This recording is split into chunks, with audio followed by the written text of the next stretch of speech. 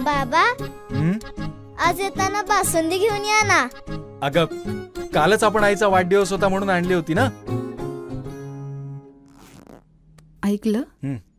गोकुळची बासुंदी पुन्हा खावीशी वाटतेय. खरं सांगू, मलाही खावीशी वाटतेय. पुन्हा पुन्हा खावीशी वाटणारी गोकुळ बासुंदी. दत्त जयंतीचा उत्साह श्री दत्त भिक्षालिंग मंदिर भक्तांनी फुललं.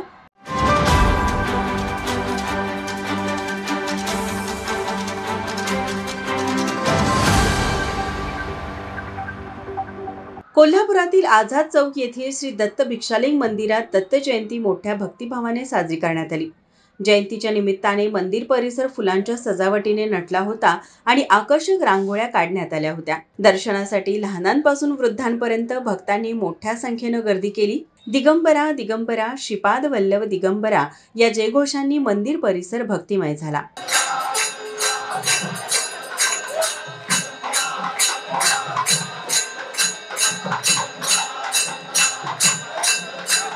टाळ मृदुंगाच्या गजरात भाविक तल्लीन झाले होते. करवीर नगरीचे दक्षिण काशी म्हणून असणारे महत्व अधिक अधोरेखित करणारे हे दत्त मंदिर भक्तांसाठी विशेष मानले जाते. श्री दत्त महाराजांनी या ठिकाणी भिक्षा घेतली असल्याचे मानले जाते, म्हणून हे स्थान भिक्षास्थान म्हणून ओळखले जाते. श्री दत्त महाराजांचे माहूरगड, गिरनार आणि करवीर ही 3 महत्वाची ठिकाणी आहेत. त्यापैकी करवीर हे भिक्षास्थान आहे. मंदिराच्या शेजारीच एकविरा देवीचे मंदिर असून असे मानले जाते की दत्त महाराजांना एकविरा देवीने भिक्षा दिली होती. या प्रसंगांचा उल्लेख नवनाथ ग्रंथांमध्ये आढळतो. या भिक्षास्थानाची महती गुरुचरित्रातही वर्णिली आहे. या निमित्ताने भाविकांनी करवीर नगरीतील या ऐतिहासिक आणि आध्यात्मिक स्थळाला भेट दिली. माझा महाराष्ट्र न्यूज, कोल्हापूर.